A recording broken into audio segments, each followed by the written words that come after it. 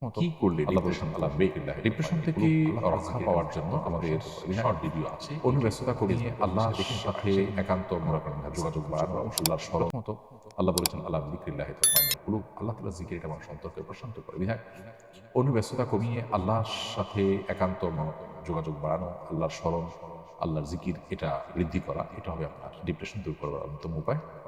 দ্বিতীয়ত হলো ডিপ্রেশন এটা আসলে নৈরাশ্য থেকে আসে। আল্লাহর প্রতি বিশ্বাস যদি কারোর প্রগাঢ় হয়, আল্লাহ রহমান রহমিন আল্লাহ সব কিছু করতে পারেন, এই বিশ্বাস যদি কারোর থাকে তাহলে তার মধ্যে ডিপ্রেশন কাজ করতে পারে না। বিধায় আমাদের ইমান, আমাদের আল্লাহর প্রতি বিশ্বাস, আস্থা এগুলোকে আমরা বাড়াতে পারি, সেটা ডিপ্রেশন কমে যাবে। অর্থাৎ ইমান এবং তাকওয়ার চর্চা বাড়াতে হবে। তৃতীয়ত ইস্তিগফার, আল্লাহর কাছে নিজের গুনাহ এবং পাপাচারের জন্য যদি ক্ষমা প্রার্থনা করেন তাহলে সেক্ষেত্রে আল্লাহ তাআলা আপনার ডিপ্রেশন দুশ্চিন্তা দূর করে দেবেন। হাদিসে নবী সাল্লাল্লাহু আলাইহি ওয়াসাল্লাম বলেছেন মালাজিম ইস্তিগফার জাআলাল্লাহু মিন কুল্লি দিকিন মাখরাজা ওয়া মিন কুল্লি হাম ফারাজা। যে ব্যক্তি ইস্তিগফারকে আঁকড়ে ধরবে অর্থাৎ সবসময় ইস্তিগফার করতেই থাকবে, আল্লাহ তাআলা তাকে সকল সংকটাপন্ন পরিস্থিতি থেকে বের হওয়ার পথ আবিষ্কার করে দিবেন, সকল পেরেশানি থেকে আল্লাহ তাআলা তাকে মুক্তি দান করবেন। এর পাশাপাশি চতুর্থ যে বিষয়টি বলতে চাই তা হলো দুরূদ পাঠ করা। বেশি বেশি দুরূদ পাঠ করলে সেটাও আমাদের দুশ্চিন্তা, পেরেশানি, ডিপ্রেশনকে দূর করবে ইনশাআল্লাহ, কারণ দুরূদের মাধ্যমেও সেটি হবে রয়েছে। এবং সর্বশেষ বলতে চাই বিশেষ দোয়া আছে নবী সাল্লাল্লাহু আলাইহি ওয়াসাল্লাম, আল্লাহুম্মা ইন্নী আউযু বিকা মিনাল হাম্মি ওয়াল হাযান। আল্লাহ আপনার কাছে টেনশন, ডিপ্রেশন, দুশ্চিন্তা থেকে পানা চাই। এই দোয়াটা বেশি করে পড়বেন, ইনশাআল্লাহ আল্লাহ তাআলা আপনাকে হেফাজত করবেন।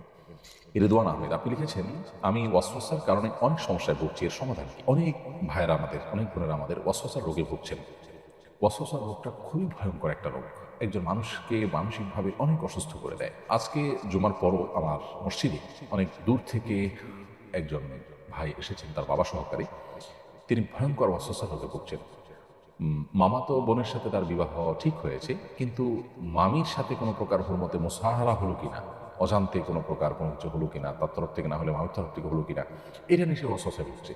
তো এই জাতীয় ওয়াসওয়াসার কারণে দেখা যায় যে দাম্পত্য জীবনে কলহ, ইবাদত বন্দেগীতে মনোযোগিতা কমে যাওয়া, নানাবিধ সমস্যা সৃষ্টি হয়।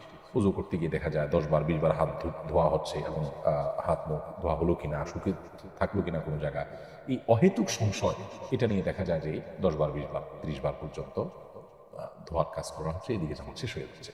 এই অস্বস্তিগুলো শয়তান আমাদের মধ্যে সৃষ্টি করে আমাদেরকে বিভ্রান্ত করবার জন্য, আমাদেরকে ভালো কাজ থেকে দূরে সরাবার জন্য। এগুলোর জন্য দুটি করণীয় আমাদের আছে। প্রথমত, ভালো কোনো মানসিক ডাক্তার আমরা দেখাতে পারি, বিশেষ করে দিনদার যদি মানসিক ডাক্তার হয় তাহলে ভালো হয়। যদিও সাইকোলজির এই জগতে বেশিরভাগই আপনার সেকুলারিজমের দাপট এবং দৌরাত্ম অনেক বেশি। দিনমুখী যারা আছেন তাদের এই সেক্টরে এগিয়ে আসা উচিত, কারণ এখন গোটা পৃথিবীতেই মানুষের যে সমস্ত সমস্যাগুলো দিন দিন বেড়ে চলেছে, মধ্যে সাইকোলজিক্যাল সমস্যা অনেক বেশি। সো এখানে ভালো কোনো সাইকিয়াট্রিস্ট, সাইকোলজিস্টের শরণাপন্ন হওয়া এটা একটা ব্যাপার। আর দ্বিতীয়ত হলো ভালো কোনো রাকি শরণাপন্ন হওয়া। সোশ্যাল মিডিয়াতে বা বিভিন্ন প্লে স্টোর, অ্যাপ স্টোর এগুলোতে আপনি যদি ওয়াসওয়াসা রুকিয়া লিখে সার্চ দেন তাহলে হয়তো আপনি অনেক রুকিয়ার অ্যাডভাইস পাবেন, সেটাকে আপনি অনুসরণ বা ফলো করতে পারেন। অডিও বা ভিডিও পেলে সেগুলো আপনি মনোযোগের সাথে শুনতে পারেন। আমি আশা করি যে আপনি যদি ভালো মতো রুকিয়া করেন তাহলে ইনশাআল্লাহ আপনার এই ওয়াসওয়াসার সমস্যা কেটে যাবে। আর অনেক ভাইরা, অনেক বোনেরা এই সমস্যায় ভুগছেন এবং এটার কারণে তাদের জীবন অনেকটা ব্যাহত হচ্ছে। তৃতীয়ত আরেকটি সম্পূরক সমাধান বলতে চাই, সেটি হলো ওয়াসওয়াসা রোগের মূল ট্রিটমেন্ট হলো এটাকে ইগনোর করা। যিনি ওয়াসওয়াসা রোগে ভুগছেন তার এটা বোঝা উচিত এটা শয়তান আমাকে পেরেশান করবার জন্য করছে, অতএব এটাকে আমলে নেওয়া মানে হলো শয়তানের কাজটাকে ত্বরান্বিত করা এবং সহজতর করা। ওয়াসওয়াসা দিয়ে শরীয়তের কোনো কিছু সাব্যস্ত হয় না। সো আমাকে 3 বার হাত ধোয়ার কথা নবী সাল্লাল্লাহু আলাইহি ওয়াসাল্লাম নির্দেশ করেছেন ওযুর জন্য, আমি 3 বার হাত ধোবো, এরপরে শুকনা আছে কিন্তু আমার দায় নেই, এটা রাসূল আকরাম সাল্লাল্লাহু আলাইহি ওয়াসাল্লামের বিষয়।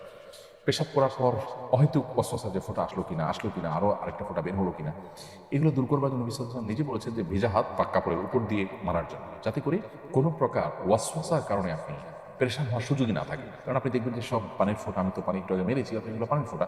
সো কোনো কিছু উজু করতে গিয়ে একটু পানি দেখলাম আর এটা পেশাব বের হলো কিনা, এটা নিয়ে আমি অহেতুক পেরেশানিতে পড়ে গেলাম, আবার কাপড় পাল্টাপাল্টিতে চলে গেলাম, এদিকে জামাত শেষ হয়ে গেল, এগুলোকে পাত্তা দেওয়ার কোনো কারণ নেই। অতএব ওয়াসওয়াসাকে ইগনোর করা হলো ওয়াসওয়াসার অনেক বড় একটা ট্রিটমেন্ট, এবং ইগনোর না করে এটাকে আমলে নেওয়া, এটাতে মনোযোগ দেওয়া, এটাতে ডুবে থাকা, এটা হলো শয়তানের সেই শয়তানি কর্মকাণ্ডকে অনেকটা বাস্তবায়ন করতে সহযোগিতা করে, যেটা আমাদের উচিত নয়। অতএব যারা রোগে ভুগছেন তারা এটাকে ইগনোর করবেন এবং আল্লাহর কাছে দোয়াও করবেন যে আল্লাহ এই ওয়াসওয়াসা থেকে আপনি আমাকে মুক্তি দান করুন, আল্লাহ তাআলা হেফাজত করুন। ছেলে হওয়ার সময় আমার খুব কষ্ট হয়, ডাক্তার সিজার করার সিদ্ধান্ত নেন।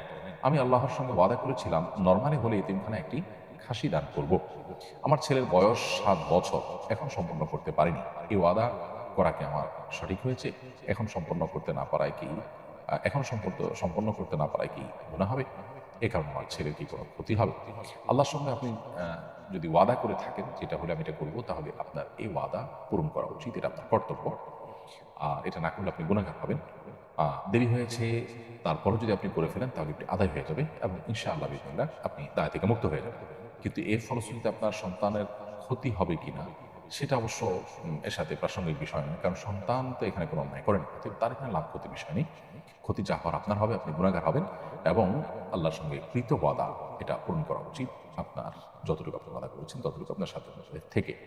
সো আপনি আগে করতে না পারলে এখন এটিকে পূরণ করবার চেষ্টা করবেন।